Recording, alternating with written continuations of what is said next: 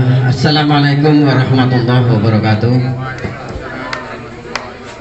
Alhamdulillahirabbil alamin wassalatu wassalamu ala asrafil mursalin wa ala alihi wa sahbihi rasulillahi ajma'in.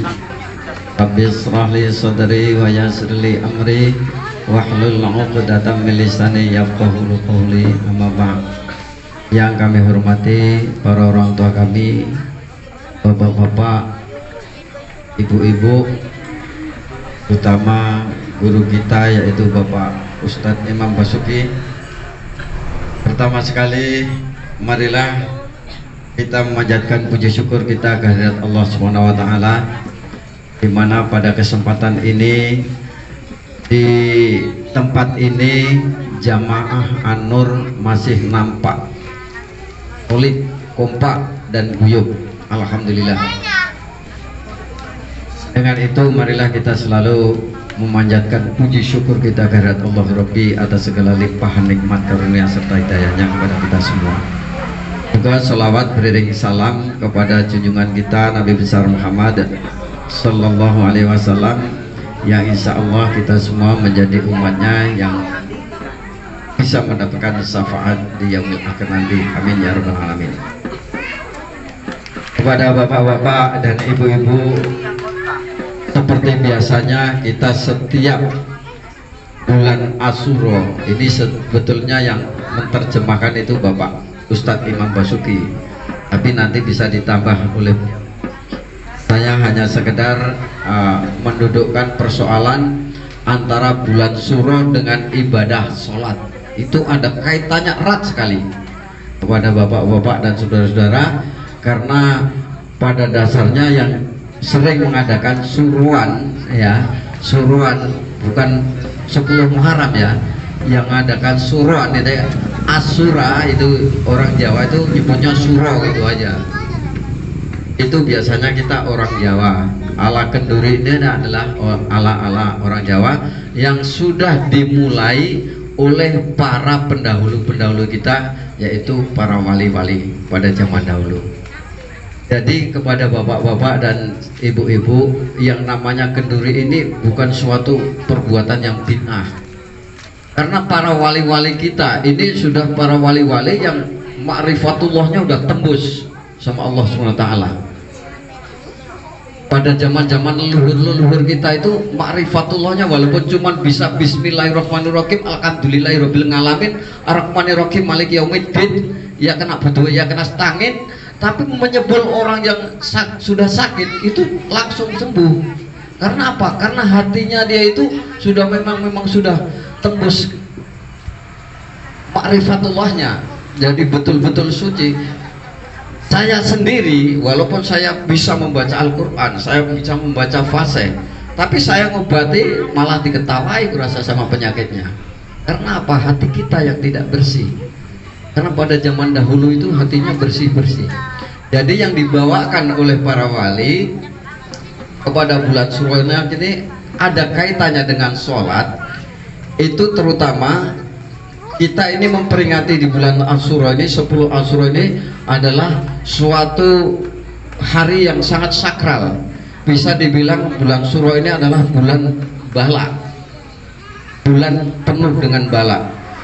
Oleh karena itu jangan heran kepada bapak-bapak dan ibu-ibu, pada bulan Syuro dan awal-awal bulan Syuro sampai bulan Syuro ini itu sudah dikarang oleh pendahulu-pendahulu kita. Itu nanti akan ada bencana yang luar biasa. Mungkin ini ya, setiap pergantian 3 windu ataupun 96 tahun itu ada suatu kejadian yang luar biasa.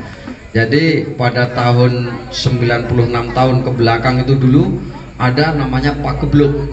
Itu sore sakit, pagi meninggal, pagi sakit, sore meninggal. Jadi ini kembali lagi seperti itu, karena ini udah mau pergantian windu yang sudah dikarang oleh para pendahulu kita, para nujul, para ulama-ulama besar kita pada zaman dahulu. Windu itu satu windu 8 tahun Bu. Makanya sering kita mewujudkan ada orang kaum umpamanya windu sekawan pekenan gangsal. Windu itu ada 4, windu adi, windu kuntoro, windu sengoro, windu sancahyo. Jadi windu sengoro itu sudah habis, ini masuk windu sengoro pada tanggal 1 Suro. Pada tanggal 1 Suro windu sengoro itu sudah habis. Sengoro itu artinya penuh dengan bala. Jadi 8 tahun, satu windu 8 tahun yang belakang itu penuh dengan bala. Bisa kita ulang kembali 8 tahun yang sudah lewat, apa bala kita di Indonesia itu luar biasa. Jadi kita sekarang sudah masuk ke windu sancahyo, itu windu yang penuh bersinar. Mudah-mudahan dengan windu ini yang dikarang oleh para wali kita dulu, ya mudah-mudahan ini menjadi kenyataan. Mulai kita pandemi-pandemi yang ada di dunia khususnya umumnya di Indonesia akan mulai reda, karena itu udah memang sudah kehendak Allah seperti itulah. Dan 96 tahun kemudian kita mungkin sudah nggak ada, mungkin akan terjadi seperti ini lagi, karena setiap apa seperti itu yang sudah digaris sudah diramalkan sama orang-orang dahulu. Jadi intinya pada 10 Suro ini, kenapa kita peringati setiap tanggal 10 Suro? Karena tanggal 10 Suro ini suatu peristiwa yang luar biasa. Nanti Bapak Imam Basuki bisa menerjemahkan lebih banyak lagi. Di antaranya 10 Suro ini wafatnya cucu Rasulullah Sayyidina Husain, itu matinya pada tanggal 10 Suro. Makanya di situ dilambangkan oleh orang Jawa. Nah, ini masuk. Itu ada jenang merah dan jenang putih. Nah, jenang merah itu mewujudkan darah, kemudian putih itu merupakan itu tulangnya. Itu yang diapakan para wali pada zaman dulu. Kemudian ada perombakan sedikit pada zaman agar semua bisa tahu. Kalau orang Kenduri kadang-kadang ada jenang putih merah, itu menunjukkan bapak sama ibu. Yang merah itu bapak, yang ibu itu putih. Nah, seperti itu. Jadi itu melambangkan orang tua. Kenapa para wali mesti menciptakan yang seperti itu? Kita ingat pada hadis Rasulullah, ridallah biridal walidain, syukurlah fi syukur walidain. Ridhonya Allah itu menunggu ridhonya orang tua. Jadi makanya bubur merah itu, bubur merah sama bubur putih itu melambangkan bapak ibu kita, dilambangkan seperti itu.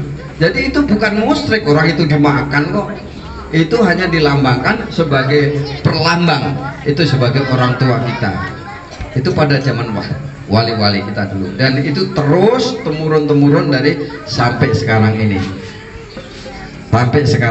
Jadi kepada bapak-bapak dan ibu-ibu, kalau umpamanya ada jenang merah, jenang putih, itu adatnya orang kita Jawa, itu melambangkan itu bapak sama ibu, dilambangkan seperti itu. Dan itu dimakan, bukan dibuang aja, namanya mubajir. Nah, kemudian ada lagi satu lagi yang saya dudukkan di sini. Kadang-kadang orang Jawa itu membungkus bunga, ada namanya bunga telon ya. Itu budaya Jawa, ada kaitannya dengan sholat, ada kaitannya dengan sholat. Karena ada, kayak mana kaitannya? Yang namanya bunga telon itu ada 3, yaitu mawar, kenanga, sama kantil. 3 itu pasti ada. Nah, itu maknanya itu yang bungkusnya daunnya di bawah itu diibaratkan bumi, kemudian bungkusnya di atas itu diibaratkan langitnya. Mawar itu mawarno-warno itu bermacam-macam manusia di dunia ini ya, bermacam-macam manusia yang di dunia ini. Kenongo itu harus mengenang kepada jasa-jasa para rasul, para nabi kita, para wali kita yang telah menuntun kita ke jalan kebaikan. Nah, kandelnya itu kita harus istilahnya ngikut ya, kemandel itu ngikut perbuatan beliau, yaitu menjalankan sholat yang 5 waktu, diantaranya itu. Jadi kalau kita sudah menjalankan yang sholat 5 waktu, itu diwujudkan, itu diibaratkan sebagai bunga itu tadi. Makna yang seluruhnya bunga itu tadi, kita hidup di dunia ini, kita harus perbuatan kita, tingkah laku kita, ngomong kita harus wangi. Pada dasarnya bunga itu wangi, walaupun ada yang bunga bangkai umpamanya kan, itu nggak termasuk lah. Yang namanya bunga itu rata-rata pada dasarnya wangi, itu yang dimaksudnya seperti itu. Jadi kita hidup di dunia ini harus mempunyai nama yang harum dan lain sebagainya, itu maknanya seperti itu. Jadi kalau umpamanya ada bunga dan lain sebagainya, nggak usah heran, itu maknanya seperti itu, Bu.